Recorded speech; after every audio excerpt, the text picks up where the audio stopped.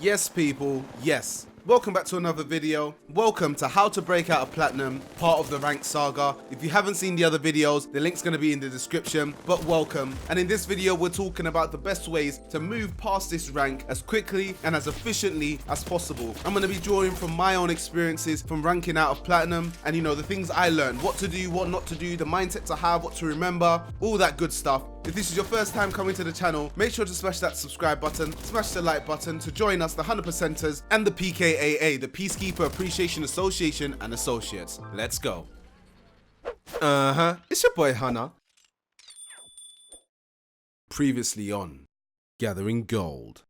We spoke about the deficit, guys, the points deficit, minus 24 in gold. Apex Legends must be trying to bankrupt us. But we spoke about the ways to come out on top, to find some credit, and to get in profit, guys. This is what it's all about in Apex Legends. We're ranking up, trying to get these points, do all these things you need to do, and you will make it on top. That's all in Gathering Gold. We spoke about the fact that you cannot control everything. Don't expect to do so. If you expect to control everything in a battle royale, you are playing the wrong game. Try and play chess or something, guys, right? So the things you can control, like positioning, aiming, we spoke about these things to give us an edge when the situation arises. It's not a guarantee, but at least it helps us and it goes a long way. We try our best in these situations. We spoke about taking your time. Not every single squad wipe can be a 30-second clip you can post on Insta. Some fights are 2 minutes long. Seriously, some fights are really intense. Make sure that you come out on top, use tactics, movement, make them chase you, do all these different things to allow yourself to get that situational advantage. We also spoke about overconfidence. It's alright to be confident, but there is nothing worse than dying to someone you thought was a noob.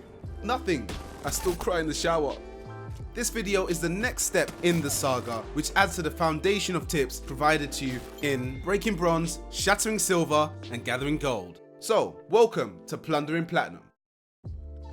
Now, the first tip I'm going to give you guys, and it's a very important one, crucial, is that consistency in all things is important. Whether that is the team you are playing with. You know, countless times you'll find someone, they'll join your team, you lose and they leave. You need to find people that you can consistently play with. It's not the end of the world if you lose a game. You are still learning. That's something I teach my 100%ers all the time. Even in loss, you are learning. So playing with the same people, you get to adapt to their playstyles. You know what weapons they prefer, what situations they struggle in sometimes, and you can offer a hand. Being consistent in the legends you choose is very important as well. Pick legends that you're good with. Don't try and experiment in ranked. It's not the place for that. Consistency builds muscle memories. And when you have good muscle memory in Apex Legends, when situations arise, you're ready to react. I also think practice makes perfect comes into this. Consistency in playing the game. Don't expect to play this game once a week and instantly know what to do in every single situation. This is Platinum. Do not be a hero unless you have to. Now, this goes on to the overconfidence thing I talked about in Gathering Gold, but it really does make sense. A lot of people do like to be Rambo in ranked. It's not a good idea. And this is an example of a Rambo play, which I should not really have done. I mean, it worked out, but I should have waited for my team to be in a position to push up with me, as there are Watson fences everywhere, and that was a bit of a sticky situation. There are times where you actually have to do the Rambo plays. You have to do the hero plays. PKAA, got that knock. Gonna finish them off for the shield swap because I want that purple, and all of a sudden my teammates are down and now the tables have turned. But you have to learn to use your enemy's aggression against them because they're not focused on me. This guy was focused on the Thirst, trying to get his RP up, and I can hear Octane bow one shot with the PK, using their aggression against them. I knew they were coming for me, so I was ready for them with my Peacekeeper. Bow. This thing is actually filthy, guys. So another tip I have for you guys is flanking your enemies can be very effective. Very effective. And when you want to flank them, you gotta understand you're gonna be by yourself, so you need to know some 1v1 strategies. And what I utilize is crouch shotting. As you can see there, when I'm shooting them, I crouch, making them miss shots, allowing me to maintain my accuracy. And it's very easy for me to clean up that kill and get it done just like that. Fighting in the open makes you extremely vulnerable. Now, you might be thinking to yourself, Hunna, come on, man, this is obvious stuff. But I don't think you realize the speed at which someone can third party you and it's over just like that. You're in Platinum, and some of these people do have aim just like you. Whenever I find myself out in the open, I find myself in really bad situations. So as you can see, Caustic did a really good play there, forcing me out in the open. I go for a shield swap.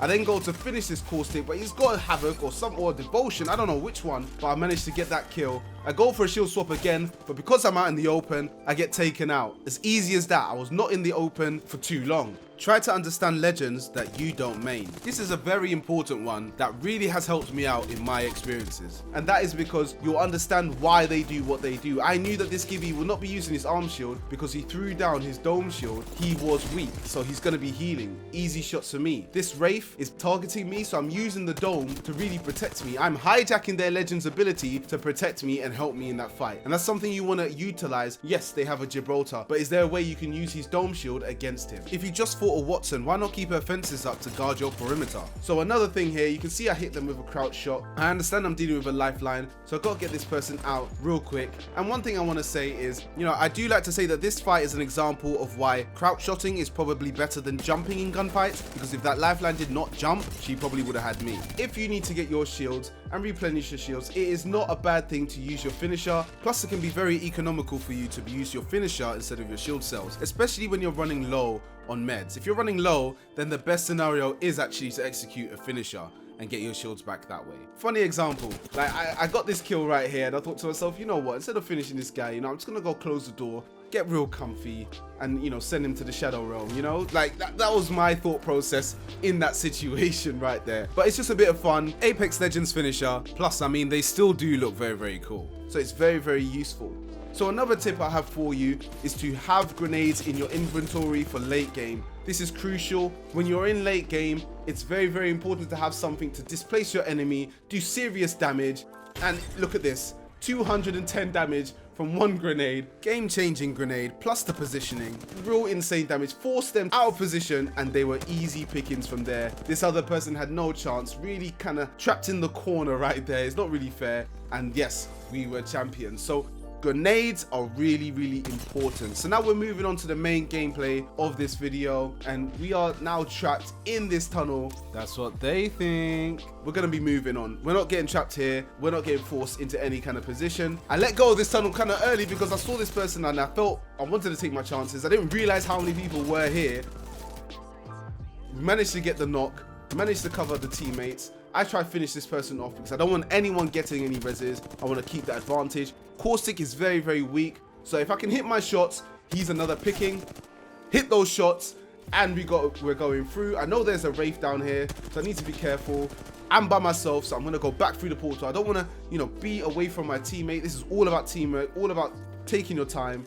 Slime's gone through, and the Wraith has now portaled off. So knowing legends, I use Wraith a lot, so I know that she's probably going to go and try and heal, find a spot to hide, and there we go. Look at that, easy beamings. When you know the legends you are up against, you have an advantage. So I'm using the 301 longbow. I do like to use the 301 a lot, and this is what I talk about, consistency as well. I'm staying true to what I know I can use. You know, you're not really going to catch me with the Havoc per se. You're not really going to catch me with a lot of different weapons like a Devotion, because I'm just not as comfortable with those weapons as I am with the R301, Peacekeeper, 99, because I've been in more situations, I've played more games with those guns. Stick to a few guns and you'll be beaming people in no time.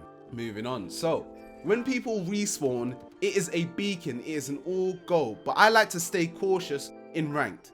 Play cautiously, play smart. Yes, there's 3 squads left, but if we get involved in this fight, we can get third party. So I'm just trying to take it cool. I see my teammate has pushed up, so if anything happens to my teammate, I need to go and spring into action. As you can see, my teammate has gone down, so I'm gonna have to now spring into action because we don't want to take this disadvantage. We don't want to have one less player than the enemy squad. Luckily, I'm able to beam this Pathfinder because, once again, consistency with the weapons you chose. I used the phase just in case there was another grenade thrown, because I don't want to go down. And as you can see, we managed to recover from there, and we're moving up, approaching the final team. And this is where it's all about positioning, as is every single game. And I think as you go up the levels, yes, the caliber of players, it does increase. You know, they can hit their shots. They are very, very on point, think tactically, and they're doing the things that you want to do as well. Get the position and get the jump on your enemy. However, the fundamentals and the mechanics of the gameplay stays the same. Positioning is king, and that is all that matters, you know, making sure that you're not overzealous, because that can come back and bite you later on in the future, and you don't want that when you try and make the wrong plays. So as you can see, I pushed up with my teammates. Gibraltar's throwing his ult. I know I need to get out of there, and I get beamed. I'm like, whoa, what's going on? Then Gibraltar's ult hits me with the double whammy. I'm like, what? I'm gonna die here. My teammate's gone down, so now it's a 2v3. Okay, so Slimer's got someone down, so it's a 2v2. This is a bit of a situation. I'm healing up, I'm out the fight, but what do I see? I see Gibraltar overzealous there. Is it, what the? Where did he land? Okay, champion, wait. Have you ever seen a Gibraltar fly that high? Jeez Louise. That was a bit crazy. Make sure to use these other tips in the other videos because they do all add together to paint one big picture. If this is your first time on the channel and you enjoyed the video or you took something away from it, consider subscribing. It really does help the channel a lot. We do have the next goal of 500 subscribers, onwards and upwards. I want to shout out my Hunter percenters for being there and members of the PKAA, the Peacekeeper Appreciation Association and Associates. And until next time guys, I hope you have a happy new year. Peace.